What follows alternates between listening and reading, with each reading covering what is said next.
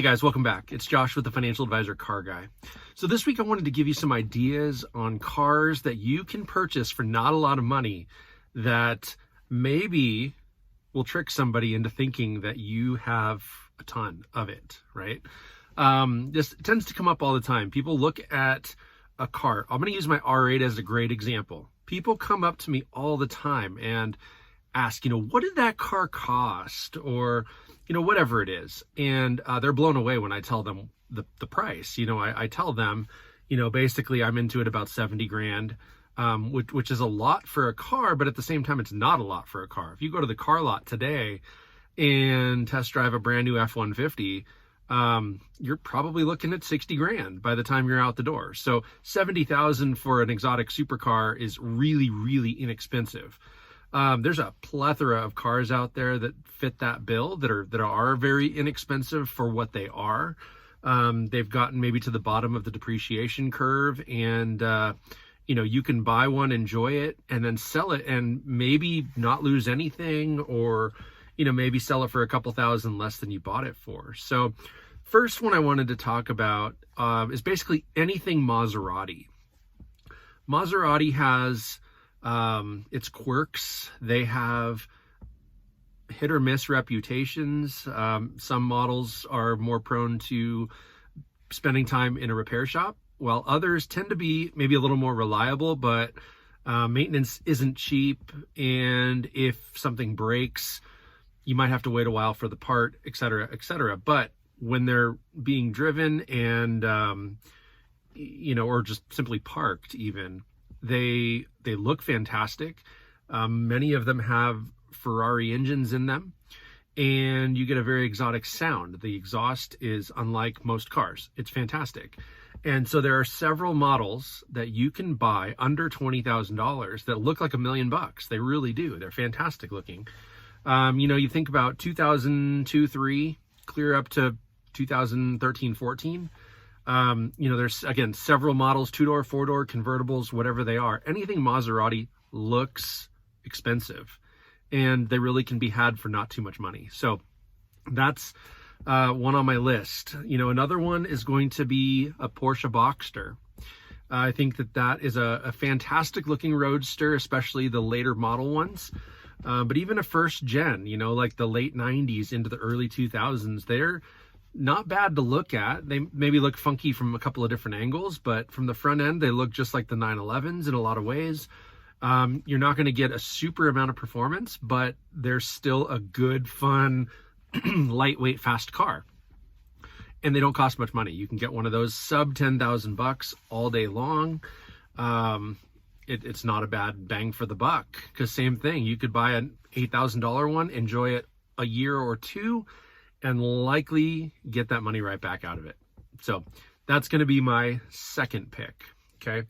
Number 3 is any high dollar MSRP 4-door sedan. So when I say that, I mean, think of the BMW 7 Series. Think of the big, the S-Class Mercedes. Think of the Audi A8.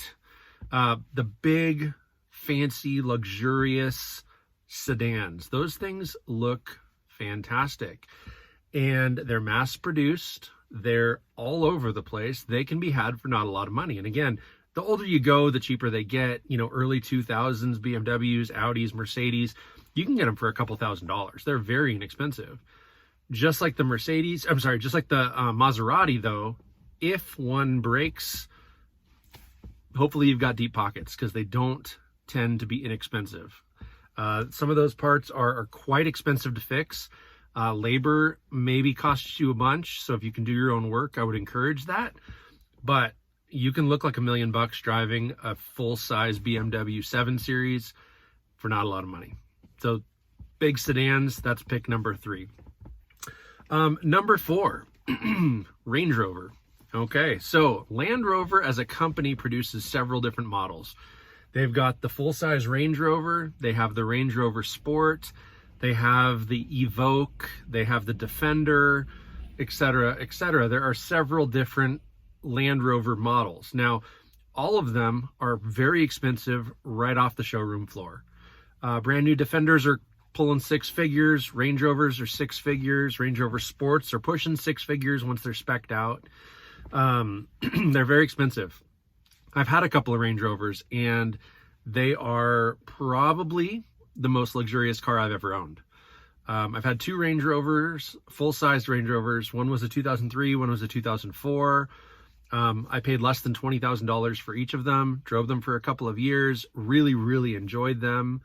They weren't done depreciating, so I didn't make money on those cars. And one of the two, actually, I spent a lot of money on maintenance trying to keep that thing up. So again, same story, just like the others. Be ready to spend a bunch of money on maintenance. But with that in mind, you can drive one heck of a luxury vehicle for not a lot of money. So that's a good one.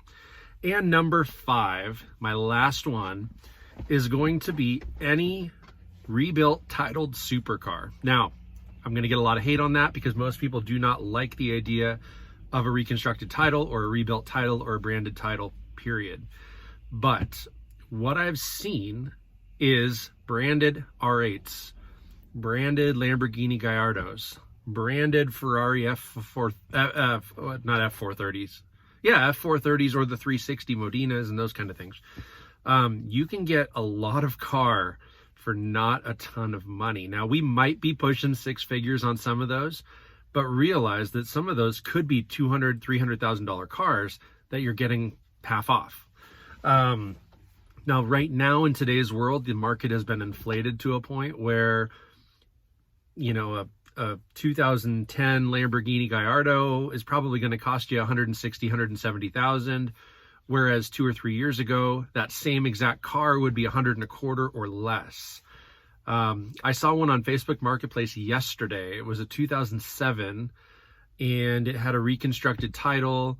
It was lime green in color, and they wanted $85,000 for it. So while that's a lot of money for a car that's got a branded title, that's not a lot of money for a Lamborghini. So if you're after that name, if you're after having a supercar in the garage, by all means, they're out there. I've seen branded or reconstructed R8s in the $50,000 to $60,000 range in today's market. I've seen late model ones that would normally be $150,000, $160,000 for about $110,000. So again, you can get a lot of car for not as much money as it would cost to buy a car that had never been wrecked. My word of caution there is if it's been wrecked, be prepared for it to continue to depreciate. And, you know, truth is we don't know how far down those can go. There's always going to be a market for it because there's always going to be someone who wants an entry-level price into a supercar. So if I buy an $85,000 Lamborghini, I may have eaten all the depreciation. I mean, I might be able to drive it for another 10 or 15,000 miles and still get $85,000 for it, because the reason for that is because all the clean titled ones are going to climb in value, right? They're going to start appreciating. So even if a branded title does not appreciate, you may be fortunate enough to buy it at the bottom of the depreciation curve. And due to supply and demand, there's not a million of them out there, right? They're built in limited quantities. They're not easy to find anyway. So if you can find one that does have a branded title, you can save yourself a ton of money, especially if it's something you plan to drive, enjoy, and keep for a long time. Don't buy a branded or salvage title car for an investment because they won't appreciate the same way. They might depreciate a little bit faster depending on where they're at, you know, in age and mileage and all those things. But again, you can get to the point where maybe all the depreciation is gone and you can just buy the car for what it is and enjoy it, and then someday part ways with it. So, you know, again, I just wanted to give you guys some ideas. Once more, it does come up in conversations fairly regularly. People ask, I get asked all the time, you know, what did that Audi cost you? And people are shocked when I tell them because they think it's twice that. And quite frankly, it's not. You know, you can get yourself into a good, reliable, expensive car at the bottom of the depreciation curve. If your timing is good, you can do it. And you know what? It does. It looks like $1 million. I love that R8, not because of that, but that is a bonus. You know, people look at it and they think, wow, that's a very cool, very expensive car. And, you know, again, they're shocked when I tell them, no, I'm into it about $70,000, which is a lot of money. But again, not $170,000 like a new one would base model at. And so anyway, that's all I got for you guys this week. If you have any questions or concerns, comment down below. Let me know what you think. Is this an adequate list? I mean, did I leave anything that's obvious off, or do you disagree? Is there something on my list that you think, you know what, no, that's not appropriate for this? Or I can't find that Porsche Boxster under 10,000. Where are you looking, right? If you've got questions like that, hit me up, let me know.